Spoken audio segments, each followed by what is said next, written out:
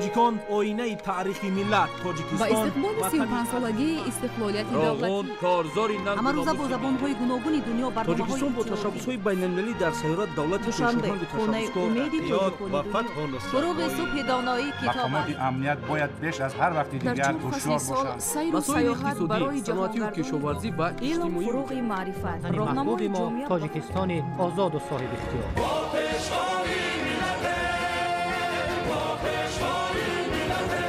دوست باشید، اتفاق باشید، شکرانه همین دولت کنید، شکرانه همین سرزمین کنید، شکرانه کنید که چنین وطن عزیز و محبوب دارید.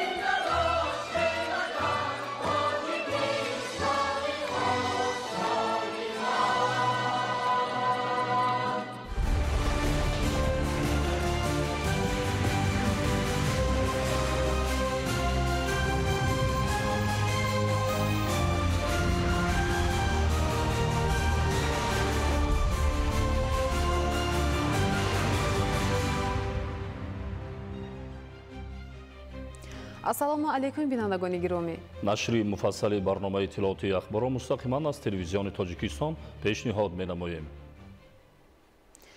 каса ҳазор лоиҳаи нодир ва занҷираи устувор бо дурнамои рушд. лоиҳаи бузург ва камназири минтақавӣ каса ҳазор кишварҳои минтақа аз ҷумла тоҷикистон, қирғизистон, афғонистон ва покистонро ба имконоти фарохи энергетикӣ мерасонад. ташаббускори асосӣ ва нахустини бунёди хати барқии баландшиддати каса ҳазор президенти ҷумҳурии тоҷикистон муҳтарам эмомалӣ раҳмон мебошад. шарҳи фахриддини муҳаммад юсуф. пул ё худ занҷираи мустаҳками ҳамкориҳо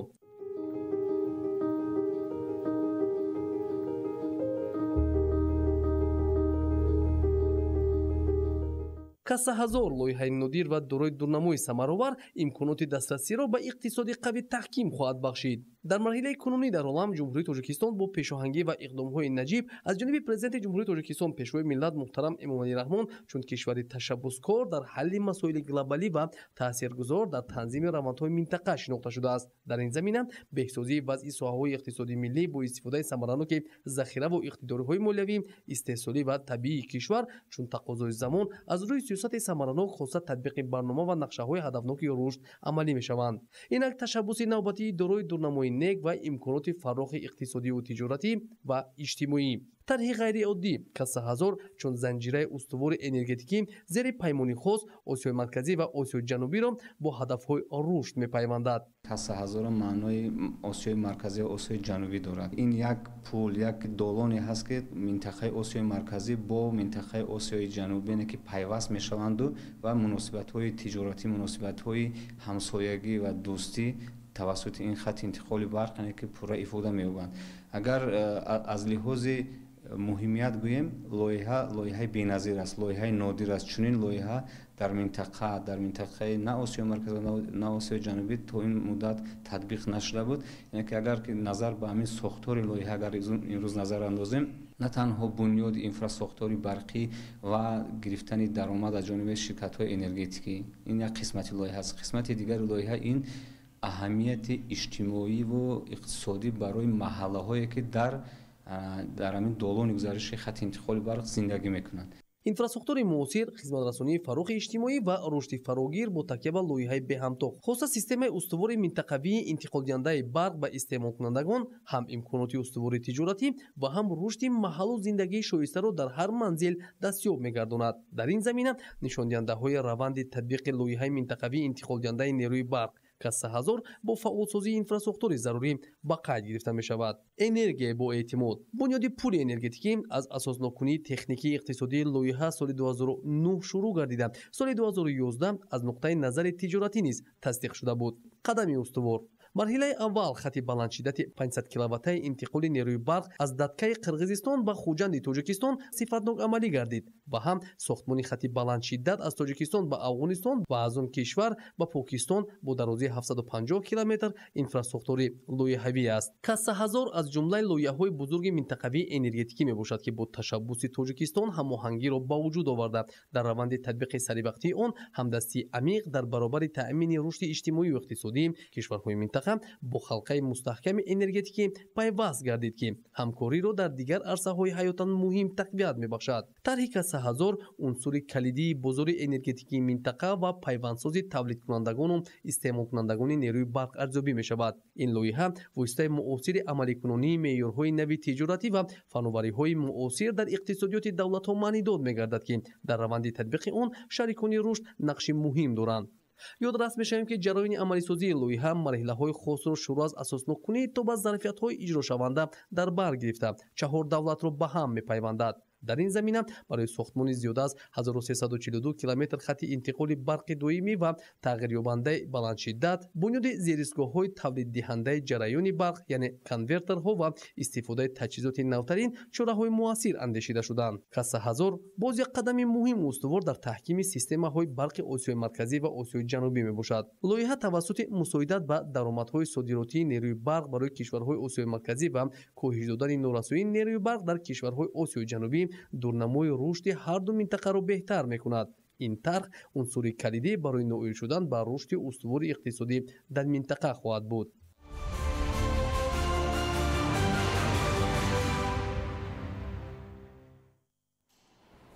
бо назардошти сермаҳсул ва аз витаминҳои ба организми инсон фоиданок бой будани лаблабу, олимони соҳа васеъ намудани масоҳати парвариши онро дар ҳама минтақаҳои мамлакат тавсия медиҳанд. ба тавсияи олимон аз ин намуди бехмева ҳам дар кишти асосӣ ва ҳам дар кишти такрорӣ ҳосили фаровон гирифтан имконпазир аст. шарҳи мавзӯъ дар гузориши Гулчеҳраи Саттор. иқлими мусоиди диёр барои кишт ва истеҳсоли ҳама гуна зироат мувофиқ асту хоҷагидорон метавонанд бо риояи дурусти агротехникаи парвариш аз самари меҳнат ҳосили фаровон ба даст оранд. бо маслиҳати олимони соҳа ва амалӣ намудани таҷрибаи илм дар истеҳсолот, истифодаи оқилонаю самараноки ҳар қитъа замин ва фаровонии маҳсулот дар бозорҳои дохилӣ таъмин мегардад. имсол барои таҷриба олимони институти зироаткории академияи илмҳои кишоварзии Тоҷикистон кишти лаблабӯи сурх ва лаблабӯи сафедро ба роҳ монданд ки натиҷаи меҳнат самар овард. аз парвариши ин зироати сермаҳсул хоҷагидорон метавонанд ҳосилнокӣ хеле баланд гиранд, зеро аз 1 гектараш то 1000 центнер ҳосили босифат гирифтан мумкин аст ва олимони соҳа дар кишти такрорӣ парваришашро тавсия медиҳанд, зеро муҳлати пухта расиданаш аз 100 то 120 рӯзро ташкил медиҳад. ҳосили ин зироат барои баландбардоштани маҳсулнокии чорво хеле муфид аст. ба қавли коршиносон, васеъ намудани майдони кишти лаблабу ки ҳосилнокии баланд дорад дар оянда бо зиёд намудани ҳаҷми истеҳсол ва коркарди ниҳоияш дар дохили ҷумҳурӣ бо иқдоми соҳибкорони ватанӣ барои истеҳсоли шакари босифат ва дигар маҳсулоти қаннодӣ заминаи фарох ба миён меояд. дар инҷо 2 намуди лаблабу кишт шудааст, лаблабуи барои хӯроки чорва ва лаблабуи сурх. дар ҷаҳон бошад асосан лаблабу яке аз зироатҳои асосӣ ба шумор рафта, қариб ки то 9 миллион гектар кишт карда мешавад. дар Тоҷикистон 35-38% заминҳои обёришаванда барои истеҳсоли хӯроки чорво мувофиқ аст. бинобар он хоҷагидорон метавонанд аз ин зироат барои ҳам кишти асосӣ, ҳам кишти такрорӣ, кишти ҳамин лаблабуро ба роҳ монанд. дар заминҳои наздиккӯҳӣ ки ҳарорати ҳаво мӯътадил аст, хоҷагидорон солҳои охир аз парвариши лаблабӯи сурх ва сафед ҳосили хуб мегиранд. давраи пухтарасии лаблабӯи сурх бошад 90 рӯзро дар бар мегирад ки барои кишти такрорӣ хеле ба манфиат аст. дар баробари зудрасиву ҳосилнокии баланд ин маҳсулот ҳамчунин аҳамияти ғизоию табобатӣ зиёд дорад. дар ҳамаи намуди хокҳо ин ҳосили баланд метирад дар ҳолати риоя кардани агротехникаи парвариши он ба ғайр аз хокҳои шӯру бутлуқзор дар ҳамаи хокҳо муносиб аст. баъди асосан дар кишти такрорӣ, баъди зироати ҳамин ғалладонаги гандум ин мувофиқ мебошад кишт гузарондан. تجربه بسیار ساله عالمان انستیتوت زراعتکاری و خوجگیداران اصیل نشان می‌دهد که جاری نمودن زراعت‌های فسیلوی در کشتگردان و استفاده آنها در کشت تکراری و تیره‌ماهی امکان می‌دهد که ثمراناکی هر قطعه زمین افزون و فراوانی این نوع مواد غذایی تأمین گردد.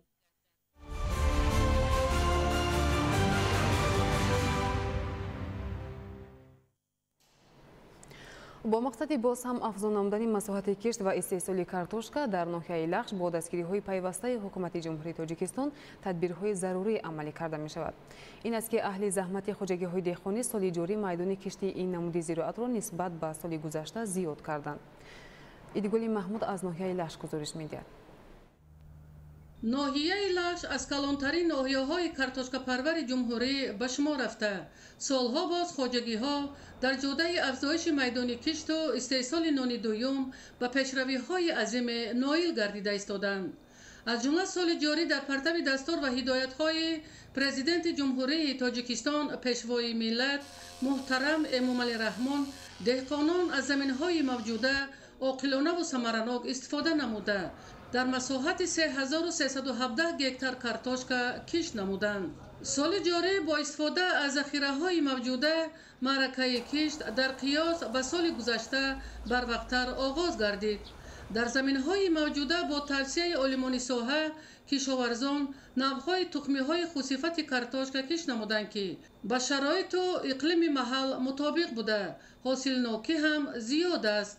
این است که درست به راه ماندن قاعده‌های اگرتکنیکی و دیگر عامل‌ها باعث استحصال کارتوشکای خوصفت خواهد شد که از این حساب می‌توان تامین بازارهای کشورمان با محصولات استحصال محلی باز هم بهتر و خوبتر گردد. در حدود 9 جماعت شهرک و دهات ناحیه 1800 خوجگی به کارتوشکا کاری مشغول بوده. دهقانان از زمین‌های در اختیارشان بوده همه ساله حاصل فراوان کارتوشکا استحصال میکنند. ما ایروی زمین زندگی میکنیم، همین کشتکار میکنیم، مهنت میکنیم، همین کارچکا میگیریم، بازارهای من جمهوری را با کارچکای خودمون تامین میکنیم. زمستان تا بهار همین کارچکای لخش میبرن تامین میکنن. بسیار نغز است و تنها موافقت کارچکا کاری است.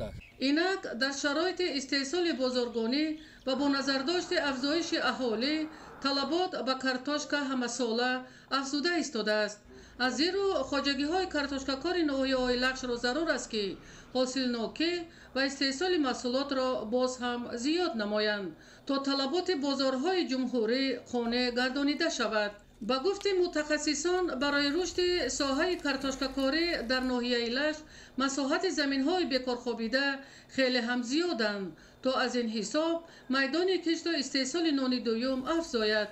این است که سال جاری در پرتو برنامه‌های ساحوی جهت پیشرفت ساحه کارتوشکا کاری تعمیر و برقرارسازی انشاءات آبیاری شونده آغاز گردید که آن میتواند در آینده و پیشرفت ساحه تکان جدی بخشد. دیگر عامل پیشرفت ساحه دادن قرضهای امتیازناک بانکی به خوجگی‌های کارتوشکا کار میباشد که حل این مشکلات میتواند به افزایش میدان کشت و استحصال کارتوشکا و فراهم آوردن جایهای نوی کاری مساعدت نماید. ایدگل محمود، دادرجان میرزازاده برای برنامه اخبار از ناحیه لخش.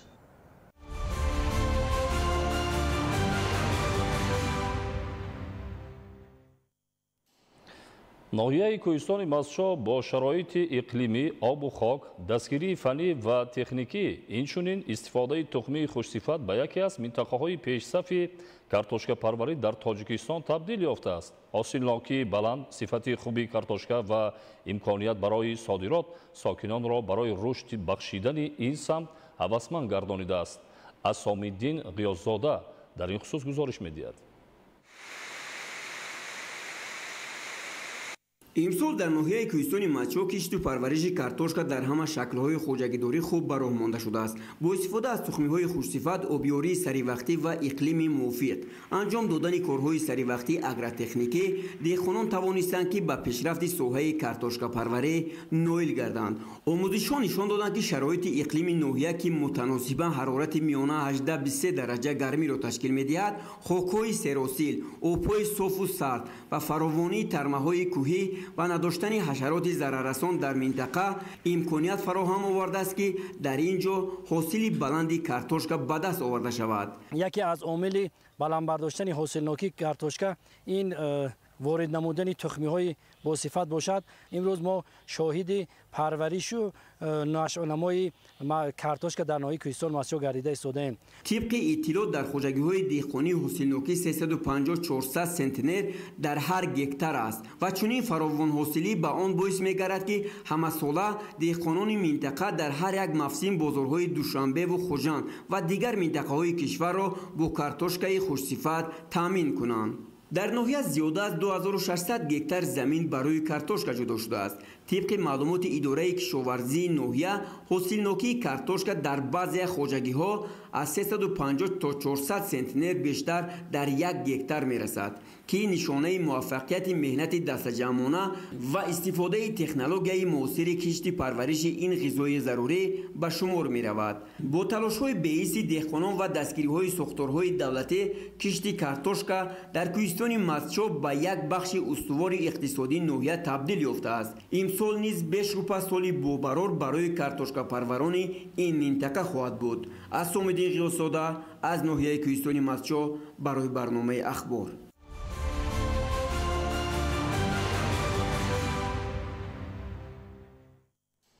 کارتوشکا همچون محصولات واردات عوض کننده در بالوروی اقتصادیات مملکت و جهت تامین امنیت غذایی ساکنان نقش مهم دارد.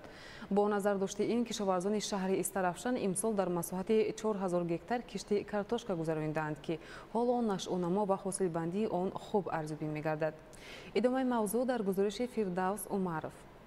استرافشان همچون شهری صنعتی اگراری شناخته شده در برابر رشد ساحه صنعت و ساختمان اینچنین در ساحه کشاورزی نیز دستاوردهای نظررس را مالک است. طبق اطلاع مسئولین ریاست کشاورزی شهر استرافشان امسال در 30000 گکتار زمین‌های کارم کشت زراعت‌های گوناگون از قبیل پالزی و کارتوشکا و سبزوات و غله‌دانگی‌ها کشت گردیده دهقانان مهنت‌دوست این دیار زیبامنظر در تامین امنیت غذایی مملکت و رشد ساحه کشاورزی سهمی باسازا گذاشته ایستادند. جماعت دهاتی چهارباغ شهر استرافشان از جمله منطقه کارتوشکا پرور به شمار رفته دهقانان اصیل این موضع با مهنت حلال به کشت و پرورش زراعت‌های گوناگون مشغول هستند. دورنمای کشت کارتوشکا در جماعت دهاتی مذکور 1024 گکتار را تشکیل داده دهقانان آن را بر زیاد یعنی به 1081 گکتار رسانیدند. سهامداران خوجگی دهقانی جهانگیر با استفاده از تمام امکانات و مشورت عالمان و متخصصان ساحه کشاورزی امسال با آبیاری نمودن مزرعه‌های بیکار خوابیده و للمه در میدان 7 گکتار کشت کارتوشکا بروقته و در 2 گکتار کشت سبزی دایر نمودند. باعث تذکر است که با اقدام سهامداران بیش از 20 گکتار زمین للمه پس از کافته مورد استفاده قرار دادن چاه عمودی با آب پالزی تامین گردیده در رشد ساحه کشاورزی و تامین سبد استعمالی ساکنان جمهوری نقش باسازا گذاشت. دهقانان ابراز می‌دارند که سال جاری آب و هوای مساعد امکانیت داد تا در زمین‌های آبیاری شده بیشتر کشت کارتوشکا راه اندازی نمایند. همین است که فعلا میدان‌های کارتوشکازار به یک منظره سرسبز تبدیل یافته نشانه از سرحاصلی محصولات دارد. وسیع گردیدن میدان‌های کشت کارتوشکا و افزایش حاصلناکی مزرعه‌ها بیشتر در همه کوپراتیوهای استحصالی تجارتی و خوجگی‌های دهقانی انفرادی اولیوی به مشاهده می‌رسد. فعلا کارتوشکا پروران جماعت دهات چهارباغ جهت باز هم بلند گردانیدن بازده زمین‌های کشت شده با آذوقه‌دهی و آبیاری کارتوشکازار شغل ورزیده ایستادند. استفاده پرمحصول قطعه‌های زمین در جماعت دهات پاشکنت شهر استرافشان نیز به نظر رسیده در این منطقه 320 خوجگی‌های دهقانی انفرادی اولیوی عمل می‌نماید. سال روان با زحمت دهقانان در میدان‌های کارم تخمی‌های نوع‌های دوپوسته سرخ، پیکاسو، الادین، اوچی، قونچی و نورینیسا کشت گردید که الحال سبزش خوب دارند. کشاورزان مقصد دارند که حاصل را در مهلت‌های معین گردیده جمع‌آوری کرده در غنیسازی بازار استعمالی شهر و ولایت‌های جمهوری تاجیکستان و به تنظیم درآوردن نرخ این محصولات برای اهالی ضروری سهم بارز گذارند. مورد به تاکید است که کارگران کوپراتیوها و سهامداران خوجگی‌های دهقانی جماعت دهات پاشکند شهر استرافشان از اولین ها شده در مزرعه‌های از کشت اساسی حاصل شده به کشت تکراری شروع نمودند. دهقانان در کشت تکراری از تخمی‌های سبزی و شلغم، جوار مکئی، سیلاسی و نخود و دیگر زراعت‌های مهلت سبزیششان کوتاه استفاده کرده ایستادند. فردوس عمرов، مضبوط بابازاده، عمرجان یوسفov، شهر استرافشان، اخبار.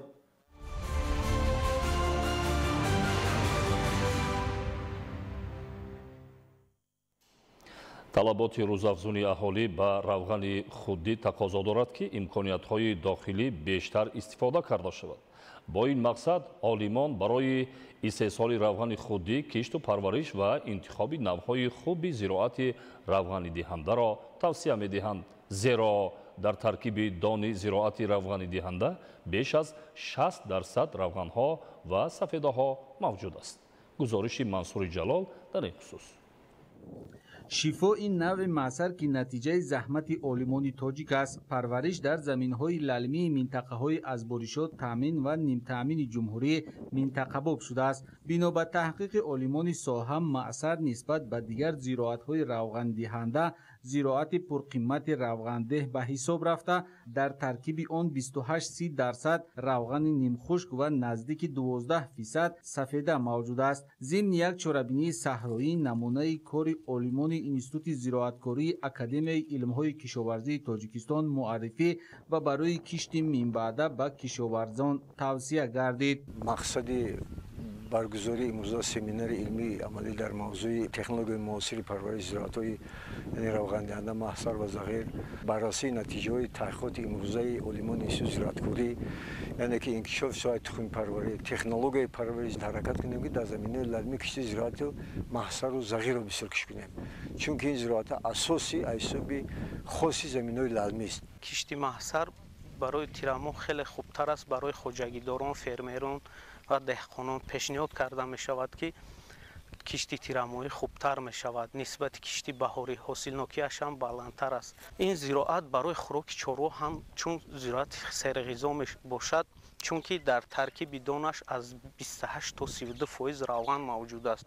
таъкид гардид ки дар шароити тағйирёбии иқлим аз ҷумла гармшавии ҳарорати ҳаво дар ҷумҳурӣ, парвариш ва истеҳсоли зироати маъсар ва зағир дар заминҳои лалмӣ нақши муҳим дорад ва барои истеҳсоли маҳсулоти ғизоӣ дар мамлакат мусоидат менамояд. зиёд намудани кишти зироатҳои равғандиҳанда дар заминҳои лалмӣ ва дар кишти такрорӣ баъд аз ҷамъоварӣ ҳосили зироатҳои алладонагӣ ва зироатҳое ки ҳози замин холӣ шудагӣ аст. аз суби зироатҳои равғандиҳанда то 60-70% бо равғани худи ҷумҳурии тоҷикистонро таъмин намоем.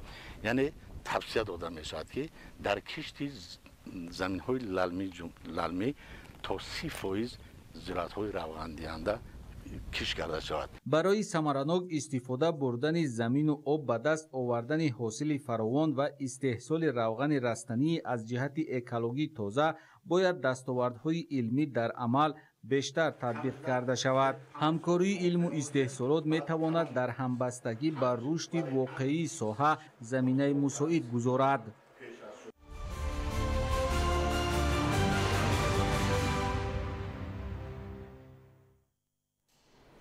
марҳилаи рушд ва пешрафти ноҳияи Ёвон замони соҳиби истиқлолии кишвар арзубӣ мегардад.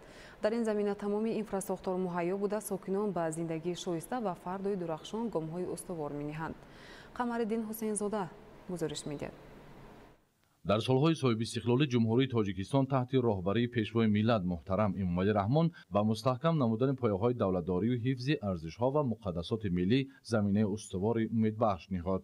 ҷумҳурии тоҷикистон давоми ин солҳо дар тамоми соҳаҳои ҳаёти хоҷагии халқ ба дастовардҳои назаррас мушарраф гардид. бунёди ҷомеаи пешрафта ва давлати аз лиҳози сиёсиву иқтисодӣ устувор мароми ҳар кишвар буда, он дар сурати пойдории сулҳу субот, ваҳдати миллӣ, амнияти ҷомеа, таҳризӣ ва амалӣ намудани корҳои бузурги созандагию оботкорӣ имконпазир мегардад. имрӯз сокинони ноҳияи Ёвон чун дигар сокинони мамлакат дар фазои тинҷу оромӣ умр ба сар мебаранд ки ин ҳама аз сиёсати хиратмандонаю дурандешонаи пешвои миллат муҳтарам Эмомалӣ Раҳмон бармеояд. зиндагии осудаву ороми ҳар як оила амалӣ гардидани нияту орзуҳои ҳар як шаҳрванд, ободии ватан ва пешрафти давлат танҳо дар сурати пойдор будани сулҳу суботи комил имкон дорад. امروز من ساکن یک گوشه تاجیکستان بهشتاسا هستم و همه روزه درک می نمایم، احساس می نمایم که ناحیه یاوان نیز در برابر دیگر ناحیه های تاجیکستان عزیز رو به رشد است. کارها در سمت آبادی و بنیادکاری با مرام ادامه دارد. امروز ساکنان ناحیه یاوان افتخار از آن دارند که در برابر دیگر وطن دوستان تاجیکستان عزیز به باوری پیشوای معظم ملت نائل گشتند و توانسته ایستادند که در رشد تاجیکستان عزیز سهمگزار باشند. صلح و آرامی ارزشمندترین نعمت حیات ماست و حفظ کردن و پایدار نگاه داشتن آن وظیفه و قرض مقدس هر یک شهروند تاجیکستان میباشد. ساکنان زحمت پسند و وطن دوست ناحیه یاوان با اظهار هوسمندی و محبت تام به این دستاورد بزرگ دولتداری پیکار و پیکار شایسته بوده صلح و آرامی و وحدت ملی را برای مردم مملکت ارزش حیاتاً مهم می‌حسابند و محض همین نعمت وطنداری را برای رشد تاجیکستان به خصوص آبادی وطن، پیشرفت دولت، عملی نمودن هدف‌های استراتژی ملی و آسایش هر یک خاندان معنیداد می‌کنند. حفظ استقلالیت دولتی رمز وطندوستی و وطنداری هر یک شهروند است و هر فرد جامعه با نظرداشت پیشرفت دولت و تأمین روزگار شایسته خویش برای تحکیم استقلال و آزادی و حفظ ارزش‌های ملی و دولتداری تلاش می‌نماید و این هم سرجمی و رشد باثبات مملکت از سیاست بابرو و سازنده سرور دولت محترم امام رحمان سرچشمه می‌گیرد. قمردین حسین زاده، بهادر حسن، اخبار.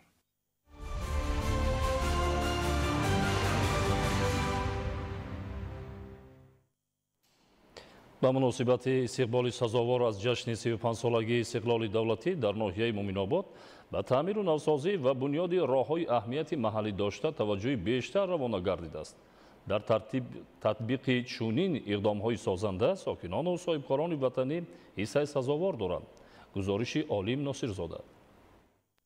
дар доираи амалисозии иқдомҳои созанда ба муносибати истиқболи сазовор аз ҷашни 35-солагии истиқлолияти давлатӣ дар ноҳияи муъминобод бо ибтикори мақомоти иҷроияи ҳокимияти давлатӣ ташаббусу саҳмгузории сокинону соҳибкорон мунфарсозии роҳҳои аҳамияти маҳаллӣ дошта бо маром ҷараён дорад. тибқи маълумот ҳоло дар ноҳия масофаи умумии роҳҳои автомобилгард 169 километр буда аз ин 26 километр роҳҳои аҳамияти ҷумҳуриявӣ дошта ва 143 километраш роҳҳои аҳамияти маҳаллӣ дошта мебошад. дар доираи истиқболи ҷашни 35-солагии истиқлолияти давлатӣ бунёду навсозии 84 километр роҳҳои маҳаллӣ нақшагузорӣ шуда давра ба давра сохта мавриди баҳрабардорӣ қарор дода мешаванд. дар марказ ва ҷамоатҳои деҳоти ноҳия бо саҳму ташаббуси сокинону соҳибкорон иқдомҳои ободониву созандагӣ марҳила ба марҳила вусъат ёфта истодааст. давоми соли 2024 масофаи 3,5 километр роҳи автомобилгарди маҳаллӣ дар деҳаи навбаҳори ҷамоати деҳоти боғгаи ноҳия мунфарш гардида мавриди истифода қарор дода шудааст. айни замон мунфаршсозии идомаи ин роҳи автомобилгарди маҳаллӣ дар ҳудуди деҳаи сангдара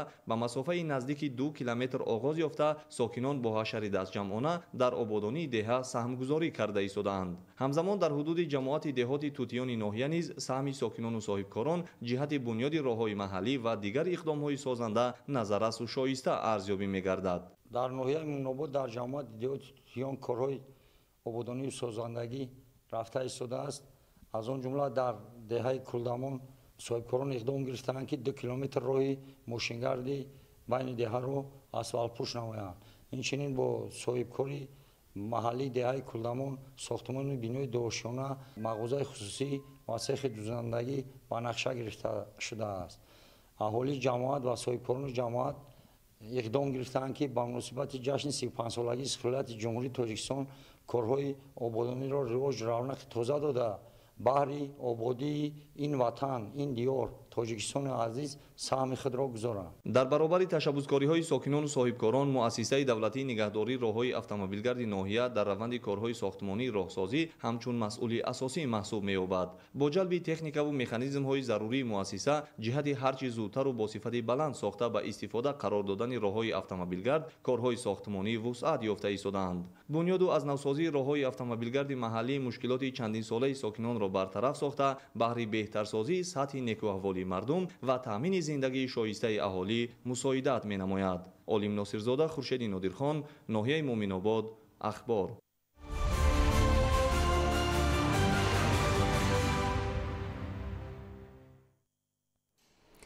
دوشنبه چناق مسیر است که همروزه از آن وسیع استفاده می‌گردد، یعنی این راه اهمیت بین‌المللی داشته در حالت خوبی کاری قرار داشتن آن زیر نظارت دائمی قرار دارد. به این خاطر حالا در منطقه استرافشان با استفاده از تکنیک و مکانیزم ضروری کارهای مربوط به منفرش نمودن راه ادامه دارد. گزارش عبدالوهاب عبدالستار.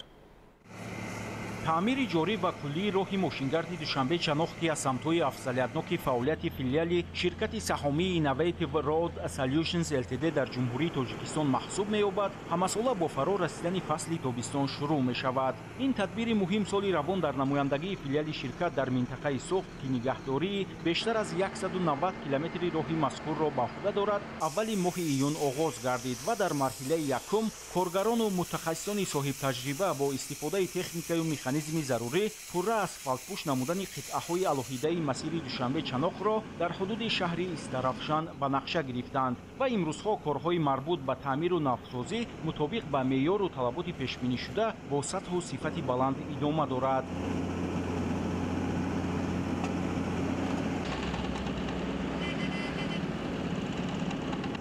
تا امروز در این منطقه راه کارمندان نمایندگی فیلیال شرکت 3.7 کیلومتر را پوره منفرش نمودند و بهر اجرای سریوقتی کارها مسئله ساختمانی از قبیل بیتون و اسفالت با صفت استفاده می شود و در نظر است که در این حدود نزدیک 15 کیلومتر کلاً تعمیر و نوسازی گردد. با اجرای کارهای مربوط به تعمیر و نوسازی راه ماشینگرد دوشنبه چناق در منطقه استرافشان اسفالت پوش نمودن قطعه‌های الوهیده مسیر دوشنبه چناق در حدود نوکه شهرستان آغاز می‌گردد و تا آخر سال از جانب فیلیال شرکت سهامی اینوویتیو رود سولوشنز التد در جمهوری تاجیکستان در این سه منطقه ولایت سوخت در مجموع 16.1 کیلومتر کلاً تعمیر و نوسازی کرده می‌شود و برای عملی شدن این تدبیر مهم نزدیک 20,000 تن اسفالت گرم استفاده خواهد شد. در منطقه استرافشان از کیلومتر 232 تا 246 کیلومتر 14 کیلومتر منفرش کرده می شود. در قطعه شهرستان باشد از کیلومتر 172 تا 173 1 کیلومتر دو قبطه اسفالت خوابانده می شود. ما در اول جای فرسوده شدگی را بریده با افتافریزه و بعدا با افتگرید دو کنار رو تازه کرده با کمپرسور با خاک و چنگ اون رو تازه نموده بعدا بیتون پاشیده می شود. برای آب ندارمدن چت رو با بیتون کار کرده می شود. بعدا اسفالت خوابانده می شود.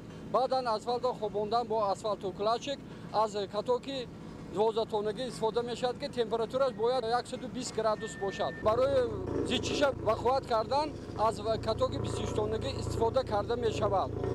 همزمان سالی روان در منطقه سوخت تعمیر جاری قطعه‌های الوهیده راه به نقشه گرفته شده است. مورد ذکر است که در منطقه سوخت فعالیت منظم یک کارخانه استحصال اسفالت و دو کارگاه کارکرد سنگ و شغل مربوط به فیلیال شرکت و استفاده تکنیک و مکانیزم ضروری امکان می‌دهد که تعمیر و نوسازی راه در وقت معین شده با سطح و صفت بلند اجرا کرده شود. طبق معلومات سالی روان شرکت سهامی اینوویتیو رود سولوشنز التد در جمهوری تاجیکستان تصمیم گرفته است که برای تعمیر و نوسازی راه دوشنبه چناق در سه منطقه ورزاب، زرافشان و سوخت در مجموع زیاده 30,000 تن اسفالت استفاده نماید. عبدالوهاب عبدالستار، الیاس باباجان، ولایت سوخت، اخبار.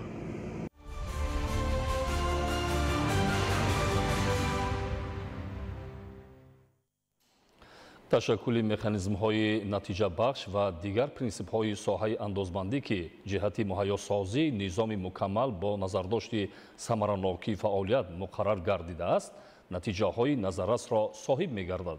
امروز در شهر دوشنبه آید به نتیجه‌های تطبیق سازشنامه بین وزارت مالیه جمهوری تاجیکستان و وزارت مالیه فدراسیای روسیه با مقصد رشد و تکمیل نظام مقررکننده انداز کنفرانس برگزار گردید. گزارش در این خصوص. принсипҳои самаранок, низоми мукаммал ва таъмини нишондиҳандаҳои иқтисодӣ, танзими низоми андозбандӣ дар мамлакат шурӯъ аз талаботҳои муҳим аз ҷумла муносибатҳои намунавии niҳоди соҳавӣ бо андозкунандагон то ба одоби фаъолият бо нозукиҳои касбӣ.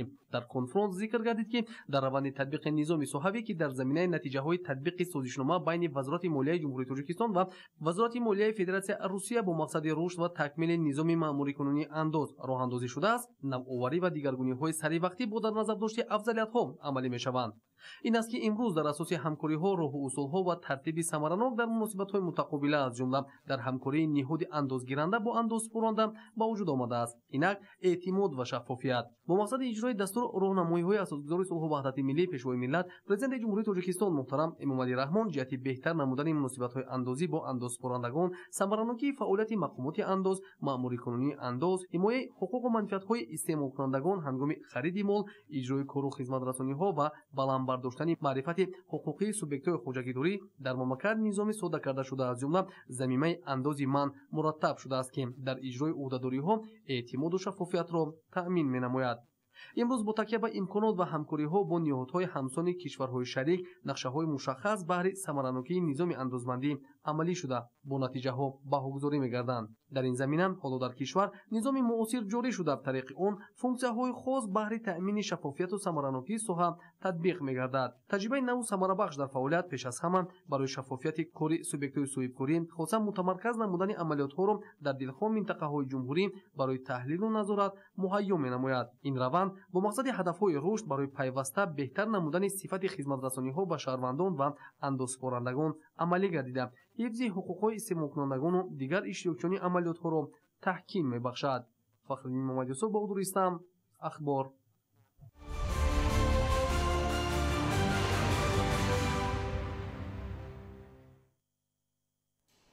در شهر نورک جهت ثمراناک و عاقلانه استفاده نمودن قوه برق و شرح تغییر و الوه‌ها به کدکس جنایتی جمهوری تاجیکستان میان ساکنان کارهای فهماندهی تقویت داده می‌شود. گزارش در این خصوص طبق نقشه‌چارابینی‌های پروکوراتورای شهر نورک وابسته به اجرای دستور سفارش‌های پرزیدنت جمهوری تاجیکستان پیشوای ملت محترم امامعلی رحمان و ترغیب و تشویق قانون‌های جمهوری تاجیکستان درباره وارد نمودن تغییر الوه‌ها به کدکس حقوق ویرانکنی مأموری جمهوری تاجیکستان و درباره وارد نمودن تغییر الوه‌ها به کدکس جنایتی جمهوری تاجیکستان در ساحه قانونگذاری وابسته به انرژتیکا با فعالان جماعت‌های شهرک و دهات، تشکیلات و اداره‌های شهر نورک صحبت و ملاقات‌ها به راه مانده شده است. مسئولین ضمن برآمدهای خود اظهار داشتند که یکی از هدف‌های استراتژیکی مملکت این تامین استقلالیت انرژتیکی میباشد، اما تا حال مانع‌ها در این سمت وجود داشته. عاقلانه و ثمراناک استفاده نشدن نیروی برق، خودسرانه نصب نمودن حسابکنک‌های برقی، بی‌شرطنامه با شبکه‌های برقی پیوست نمودن نیروی برق جای دارند. قانون جمهوری تاجیکستان درباره وارد نمودن تغییر الوه‌ها به کدکس جنایتی جمهوری تاجیکستان برای ویران کردن قانون و قاعده و معیارهای استفاده قوه برق به این قانون ماده 253 الوه می‌گردد که جوابگری جنایتی محروم نمودن از آزادی با مهلت تا 10 سال مقرر گردیده است. بنابراین به خاطر به اعتدال آوردن وضع امروزه، پیشگیری حالت‌های قانونشکنی‌ها در ساحه انرژتیکا، اصلاحات کلی در مورد عاقلانه و ثمراناک استفاده بردن نیروی برق، رعایت قطعی قانون‌های عملکننده، سندهای معیاری حقوقی در این سمت، قانون جمهوری تاجیکستان درباره وارد نمودن تغییر الوه‌ها و کدکس حقوق ویرانکنی مأموری جمهوری تاجیکستان و درباره وارد نمودن تغییر الوه‌ها به کدکس جنایتی جمهوری تاجیکستان قبول کرده شدند.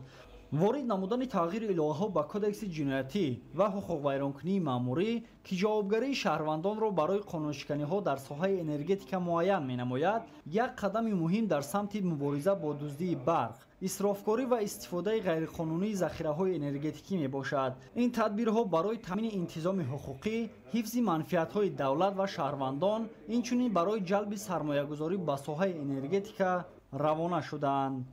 در شهر نورک از جانب مسئولین پروکوراتورا و دیگر نهادهای دخلدار ترغیب و تشویق قانونگذاری و اجرای دستور سفارش‌های پرزیدنت جمهوری تاجیکستان در این سمت وظیفه‌های مهم و مسئولیتناک دانسته شده پیوسته با ساکنان کارهای فهماندهی برگزار گشته ایستاده است.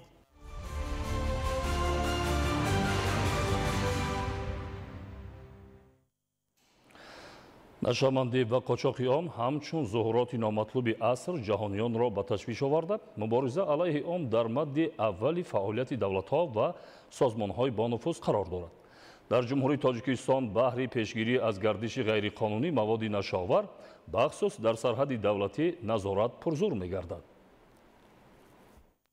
ҳифзи марзу бumi ватан, истиқлоли давлатӣ ва ваҳдату якпорчагӣ ҳадафи аслии ҳукумат ва мардуми кишварамон ба ҳисоб меравад. Бо шарофати заҳматҳои шабонарӯзии кормандони мақомоти низомию ҳифзи ҳуқуқ, суботу амният дар ҷумҳурӣ таъмин буда, ҳаёти осоишта ва ободкорию созандагӣ ҷараён дорад. мо ҳамон вақт метавонем дар муқобили таҳдиду хатарҳои муосир даст боло шавем ки агар сокинони минтақаҳои назди сарҳадӣ ҳушёру зирак, равшанзамир ва огоҳ дар хатти марз амал намоянд ва қалбашон саршор аз меҳру муҳаббат ба ватану миллат бошад ва ба таҳаввулоти минтақа бо назардошти риояи манфиатҳои миллӣ бархурд дошта бошанд.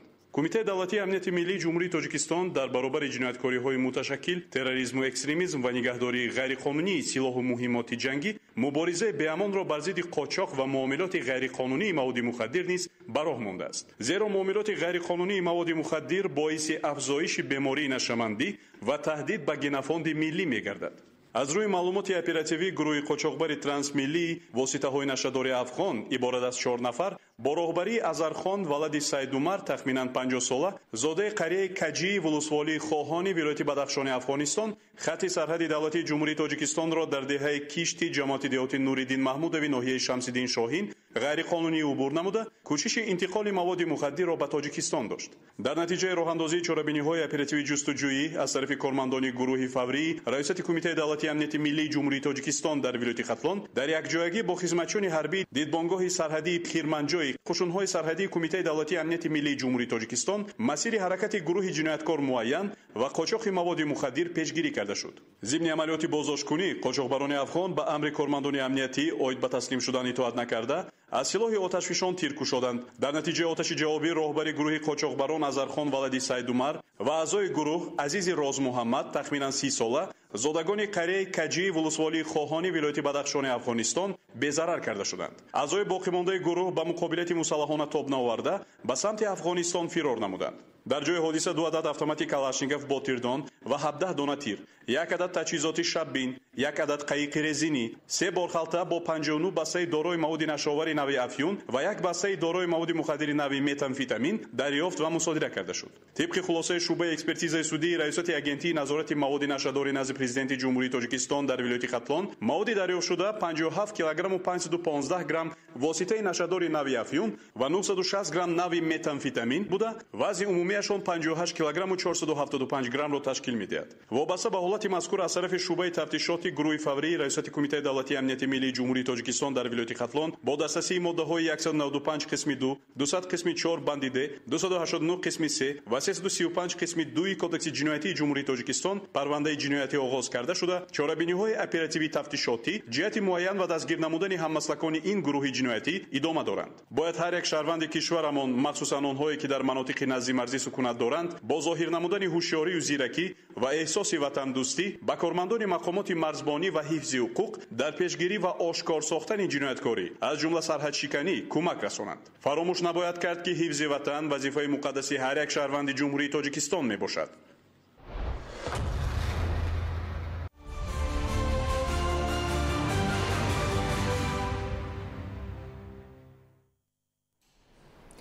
дар шаҳри Хоруғ озмуни маҳсулот ва хизматрасонии беҳтарини соли 2025 дар вилояти мухтори Кӯҳистони Бадахшон баргузор гардид.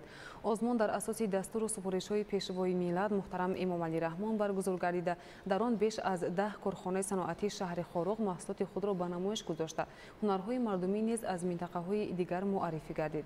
Моҳираи Тоҳир дар ин хусус гузориш медиҳад.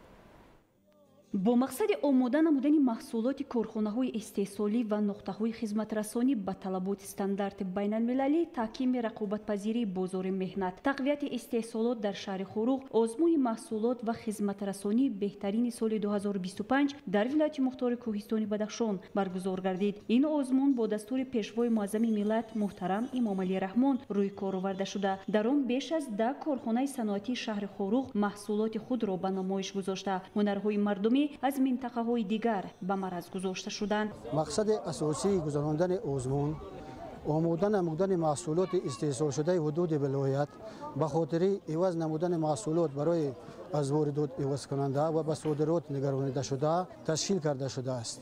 бо мақсади муаррифӣ намудани маҳсулоти ҳудуди вилоят дар байни соҳибкорон از جانب کارمندان استانداردیزاسیون ولایت کارهای فرماندهی گزارنده شده. نیت آن را داریم که محصولات استحصال شده حدود ولایت، یعنی که نه تنها در حدود ولایت و حدود جمهوری و بیرون از حدود جمهوری و صادرات روانه کرده شده و طلبات استانداردهای بین المللی یعنی که معرفی کرده شود. آزمون محصولات و خدمترسانی بهترین در جمهوری تاجیکستان بهر دستگیری تشبس‌های منطقوی و متحد کنی مقامات‌های دولتی، تشکیلات‌های تجارتی و غیر تجارتی که فعالیت آنها بهر بلند برداشتن صفت محصولات وطنی و خدمترسانی روانه گردیده است، کمک برای تامین نمودن بازارهای جمهوری تاجیکستان با مال‌های بلند صفت و رقابت‌پذیری وطنی، تشکیل نمودن زمینه و همکاری وسیع برای جاری کردن اصول‌های زمانوی روبری و تامین صفت در اساس استانداردهای ملی و بین الخلقی برای به دست آوردن موفقیت‌ها در ساحه صفت، تامین رعایت طلبات بخطری محصولات، حفظ سلامتی و محیط زیست، دستگیری استحصال کنندگان وطنی که محصولات رقابت‌پذیر و خدمترسانی مناسب پیشکش می‌نمایند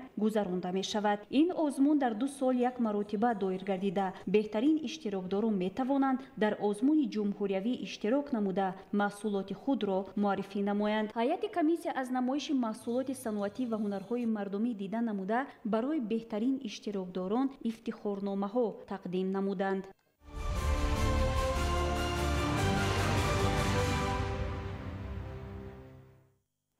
با مقصد فراگیری بیشتر اهالی به خدمترسانی مالیوی، بلند برداشتن معرفت مالیوی ساکنان و تقویت بخشیدن حساب روبرکنی غیر نقدی در شهر ترسونزاده فستیوال سوادناکی مالیوی برگزار گردید. گزارش همکاران ما. نظام بانکی جمهوری تاجیکستان قسمی اساسی جدا نشونده بخش مالیوی بوده برای عملی نمودن سیاست پولی و قرضی و اقتصادی کشور نقش مهم می‌بازد. از جانب بانک ملی تاجیکستان با مقصد فراگیری بیشتر اهالی به خدمترسانی‌های مالیوی، بلند برداشتن معرفت مالیوی ساکنان و تقویت بخشیدن حساب برابرکنی‌های غیر نقدی در شهر ترسونزاده فستیوال سوادناکی مالیوی برگزار گردید. در دایره این چهاربینی نمایندگان بانک و تشکیلات‌های مالی و قرضی و سقورتوی جمهوری به ساکنان خدمترسانی‌های خود را پیشکش نموده بازی و مسابقه‌ها گذرانیده به غالبان تحفه‌ها تقدیم کردند. همزمان در تالار کاخ دوستی شهر فورم سوادناکی مالیوی گذرانیده از جانب متخصصان در موضوعهای رشد بانکداری اسلامی، پیشگیری عملهای قلابان مالیوی، نقش تشکیلات‌های مالیوی در بلند برداشتن سوادناکی مالیوی و دیگر موضوعهای مبرم معروضه‌ها ارائه گردیده با اشتراکچیان سوال و جواب صورت گرفت. یکی از وظیفه‌های اساسی نظام بانکی این پیشبرد میانروی مالیوی توسط جلب ذخیره‌های پولی آزاد از اهالی و دیگر شخصان حقوقی و روانه نمودن آنها با واسطه قرضدهی به سوبیکت‌های اقتصادی به حساب می‌رود. گفته شد که در شهر ترسونزاده 16 فیلیال‌های بانک‌ها و تشکیلات‌های امانتی و قرضدهی خرد فعالیت نموده ایستادند که جهت دستگیری اهالی و صاحبکاران خرد و میانه شهر در 3 ماهه یکم سال 2025 به مبلغ 189.1 میلیون سومانی قرض‌های خرد جدا کرده شد که این نسبت به همین دوره سال 2024 66.2 میلیون سومانی زیاد می باشد. چنین چاره‌بینی‌ها از جانب بانک ملی تاجیکستان بهر تطبیق نمودن دستور سفارش‌های اساسگذار صلح و وحدت ملی پیشوای ملت پرزیدنت جمهوری تاجیکستان محترم امامعلی رحمان وابسته به افزون نمودن سطح معرفت مالیوی اهالی، اینچنین بهر اجرای قرار حکومت جمهوری تاجیکستان درباره استراتژی فراگیری مالیوی ملی جمهوری تاجیکستان برای سالهای 2022-2026 در دیگر منطقه‌های کشور من بعد نیز راه‌اندازی کرده می شود. با نظرداشت روز از روز افزون گردیدن طلبات اهالی به خدمترسانی‌های بانکی، برگزاری چنین چاره‌بینی‌ها جهت بلند برداشتن معرفت مالیوی ساکنان بسیار هم مهم و مناسب بوده برای پیشرفت اقتصادیات مملکت، رشد ساحه‌های افضلیت‌ناک و دسترسی هرچه بیشتر اهالی به خدمترسانی‌های بانکی سهم ارزنده خود را خواهد گذاشت.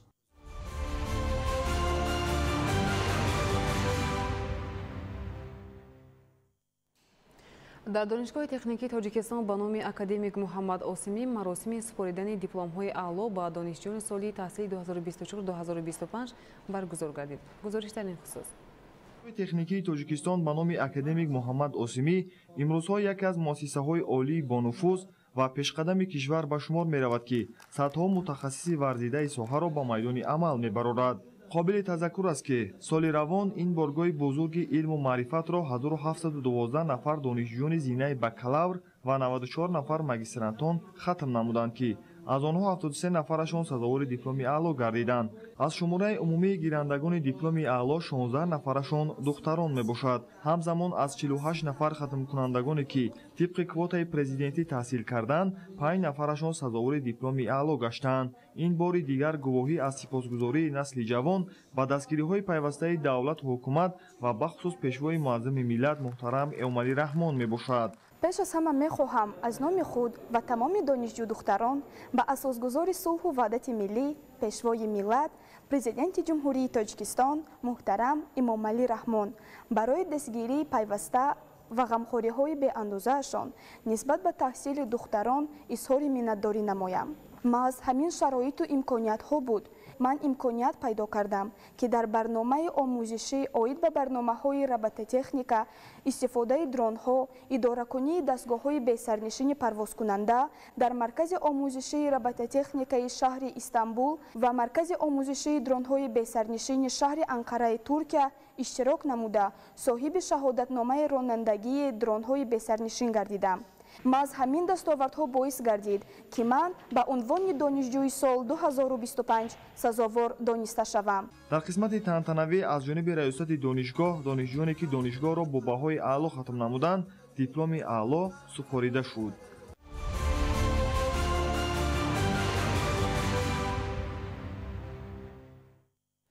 ин мавсим баҳри хушу пурмаҳсул гузаштани таътили тобистона дар даври аввали лагери истироҳатии кӯдаконаи ҳамсафар 140 нафар хонандагони муассисаҳои таълимии шаҳри Бағдад ба истироҳату фароғат ҷалб гардиданд.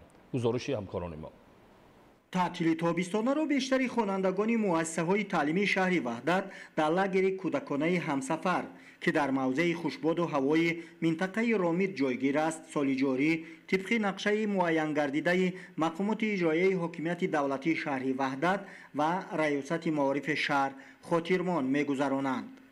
барои хушу хотирмон гузаронидани истироҳати тобистонаи мактабиён моҳи қабл таъмиру таҷдиди биноию дигар иншооти инфрасохтори муассисаи истироҳатии хонандагон оғоз гардида бо сифати баланд навсозӣ карда шуд. ҳамакнун бо роҳандозии тадбирҳои ободонӣ айни замон намои муассисаи истироҳатии мактабии ҳамсафари шаҳри Ваҳдат хеле зебою диданӣ гардидааст. насби шиёру овезаҳо, ивазнамоӣ ва муҷаҳҳазгардонии саҳни иншооти истироҳатӣ бо равшандиҳандаҳои муосир ба зебогии ҳамсафар зебогии дигар зам намудааст ва мураббиён метавонанд шомгоҳ ҳам машғулиятҳои гуногун ва чорабиниҳои ҷолибро бо истироҳаткунандагон доир намоянд. майдони футболу волейбол, ҳавзи шиноварӣ макони дӯстдоштатарин барои истироҳаткунандагон ба ҳисоб меравад. дар баробари ин ҳамчунин дар муассисаи истироҳатгоҳи мактабии ҳамсафари шаҳри Ваҳдат истироҳаткунандагон бо бозии шоҳмоту теннис вақти истироҳати худро хеле хуш мегузаронанд. истироҳатгоҳи ҳамсафари шаҳри Ваҳдат дар марҳилаи аввали таътили тобистонаи соли ҷорӣ 140 нафар хонандагонро ба ин макони зебою диданӣ овард. дар ҷодаи фарогирии хонандагон ба истироҳати тобистона бо ҳамдастии мақомоти иҷроияи ҳокимияти давлатии шаҳри Ваҳдат дар назди 100 муассисаи таълимии раёсати маорифи шаҳри Ваҳдат истироҳатгоҳҳои назди муассисавӣ фаъолият доранд. дар маҷмӯъ дар истироҳатгоҳҳои назди мактабӣ айни замон зиёда аз 2000 нафар хонандагон таътили тобистонаи худро хотирмон доир менамоянд. маҳмадалӣ абдукарим, хайрулло холмуминзода, Ваҳдат ахбор.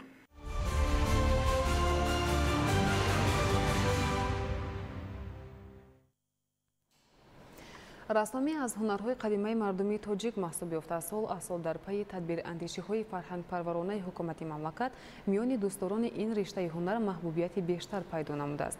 дар ин замина баҳри омӯзиши нозукиҳои ин ҳунари миллӣ дар ҳама шаҳру ноҳияҳои мамлакат шароиту имконоти зарурӣ фароҳам оварда шудааст ки ҷавонон ба аз худ намудани он ҷалб мегарданд. шарҳи бештар дар гузориши ҳамкоронамон Самондар Шоев ва Мусои Нурмуҳаммад. манзараҳои зебои тоҷикистон ва табиати афсункори диёр меҳрона наимованро ба омӯзиши ҳунари рассомӣ водор намудааст ва ӯ пайваста талош менамояд то нозикиҳои ин риштаи ҳунарро ба хубӣ аз худ намуда дар эҷоди асарҳои ҷолиб ва инъикоси мавзеъҳои ватан ҳиссагузор бошад. Ин навраси соҳибистеъдод иштирокчии маҳфили рассомони маркази эҷодии кӯдакон ва наврасони ноҳияи 5 буда кӯшиш дорад ҳунари рассомиро аз худ намояд. манзараҳои тасвирнамудаи ӯ ба он боис гардидааст ки дар озмуни ҷумҳуриявии Тоҷикистон ватани азизи ман ширкат варзидаву сазовори ҷои намоён гардад. дар озмуни Тоҷикистон ватани азизи ман ба даври вилоятӣ рохат ёфтам ва дар озмуни фуруғи субҳи донои китоб аст то ба даври ҷумҳуриявӣ рохат ёфта ва дар вилояти Суғд сазовори ҷои аввал гаштам. дар озмуни Тоҷикистон ватани азизи ман аз номинатсияи расми беҳтарин иштирок варзидам то ба даври вилоятӣ. ман орзу дорам ки дар оянда як рассоми беҳтарин бошам ва дар инъикоси манзараҳои зебои ҷумҳурии Тоҷикистон саҳмгузор бошам. маркази эҷодии кӯдакон ва наврасон дар ноҳияи 5 дар ҷалби ҷавонон ба касбу ҳунарҳои милливу мардумӣ нақши созгор дошта ба таълимгирандагон тамоми нозикиҳои ҳунарҳоро меомӯзонанд. ислом ва солиҳа хонандаи синфи 6 литсеи давлатии рақами 1 ҳастам. ман миннатдории худро ба ҳукумати ҷумҳурии Тоҷикистон хоса ба пешвои муаззами миллат мерасонам ки барои мо ҷавонон чунин шароитро муҳайё намудааст ки мо метавонем дилхоҳ ҳунарҳои миллиро аз худ кунем. ман тӯли 3 моҳ аст ки дар маркази эҷодии кӯдакон ва наврасон иштирок карда истодам ва бо ёрии муаллимам Ҷураева Наргиза ҳунари рассомиро аз худ карда истодам.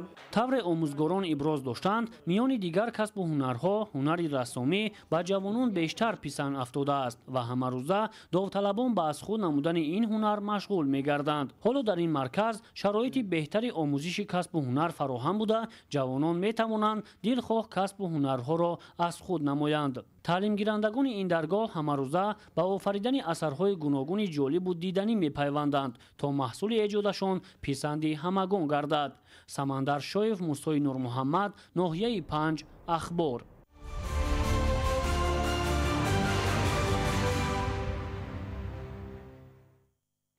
аҳолии як қатор кишварҳои Аврупо аз гармии тоқатфарсо азият мекашанд.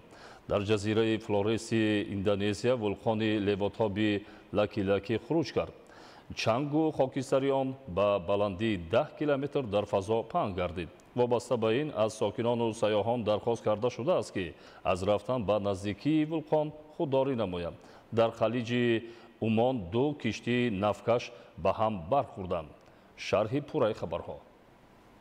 аҳолии як қатор кишварҳои Аврупо аз гармии тоқатфарсо азият мекашанд.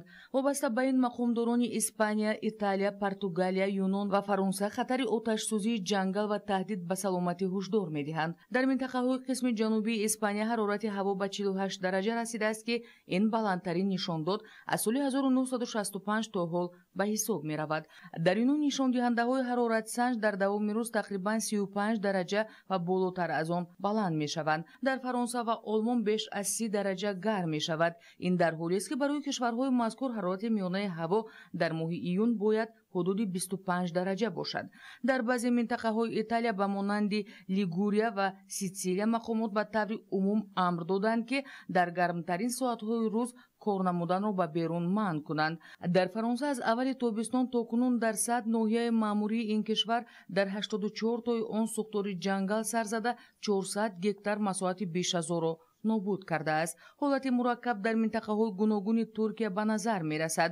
ба иттилои расонаҳои маҳаллӣ давоми чанд рӯзи охир дар вилоятҳои Измир, Маниса, Саккария, Билиҷик, Ҳатай ва ғайра беш аз 100 сухтори ҷангал ба амал омадааст. дар Измир алангаи оташ ба биноҳои истиқоматӣ ва минтақаҳои саноатӣ расидааст. ба паҳн гардидани сухтори беш аз 1000 гармии ҳаво мусоидат мекунад. аз рӯи маълумоти шабакаи телевизионии Алҷазира, кормандони хадамоти дахлдор беш аз 40 000 нафарро ба ҷойҳои бехавф кӯчониданд. ҳамчунин сухтори ҷангал сабаби қатъ гардидани фаъолияти фурудгоҳи шаҳри Измир гардид. ба гуфтаи мақомдорони маҳаллӣ сабаби сарзадани сухтори беш аз 1000 дар ду фарзия: дар қасдан оташ задан ва гармии шадид арзёбӣ мегардад. дар робита ба ин кормандони мақомоти полис беш аз 10 нафарро бо гумони даст доштан дар қасдан оташ задани ҷангал боздошт карданд. соли гузашта гармтарин сол дар таърих сабт шуда буд. طبق маълумоти хадамоти иқлими аврупоӣ, Коперник офатҳои табиӣ, сӯхтори ҷангал, хушксолӣ, обхезӣ ва тӯфонҳо ба иқтисоди ҷаҳонӣ $300 миллиард зарар расониданд. Ҳамасола дар кишварҳои Аврупо вобаста ба гармии ғайримуқаррарӣ 175 000 нафар мефавтанд. Олимон ҳушдор медиҳанд, ки агар тағйирёбии иқлим бо чунин суръат идома ёбад, ин рақам то охири аср метавонад 3 баробар афзоиш ёбад. оҷонсии кайҳонии аврупо то соли 2040 ба миррих фиристодани одамонро ба нақша гирифтааст. дар ин бора роҳбари ин созмон изҳор дошт. ба гуфтаи ӯ, то он замон тадқиқи кайҳон ба таври куллӣ тағйир хоҳад ёфт ва зиндагӣ берун аз сайёраи замин ба як меъёри нав табдил меёбад. мақсади асосӣ дар сайёраи миррих барпо намудани манзилҳои истиқоматӣ тавассути зеҳни сунъӣ пешбинӣ шудааст. олимон инчунин роҳҳои беҳтар намудани хӯроки сокинонро ҷустуҷӯ мекунанд. ба гуфтаи олимон, дар сайёраи миррих парвариши моҳиро ба роҳ мондаанд.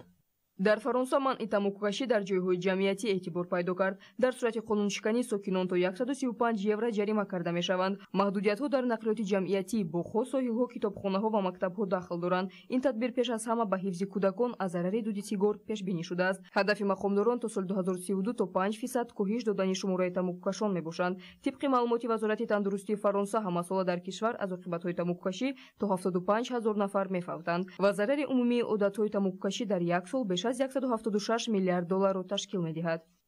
ширкати кайҳонии Blue Origin як киштии дигарро бо ҳайати 6 нафар сайёҳ ба канори кайҳон партоб кард. дар миёни мусофирон ҳуқуқшиносон ва соҳибкорон низ ҳастанд. аз рӯи маълумоти расида, партоби киштӣ аз майдончаи кайҳонии штати Техаси Иёлоти Муттаҳидаи Амрико сурат гирифтааст. мушак аз атмосфераи замин ба баландии 105 километр баромад. ба сайёҳон муяссар гардид, ки аз мадор ба сайёра назар андозанд ва бевазниро низ ҳис намоянд. парвоз 10 дақиқа давом карда, пас аз он мушак бо мусофирон бо муваффақият ба замин баргашт. ин 13-умин парвози тиҷоратӣ барои ширкати Blue Origin аз соли 2022 то кунун аст. дар ин муддат 64 нафар аз кайҳон дидан карданд.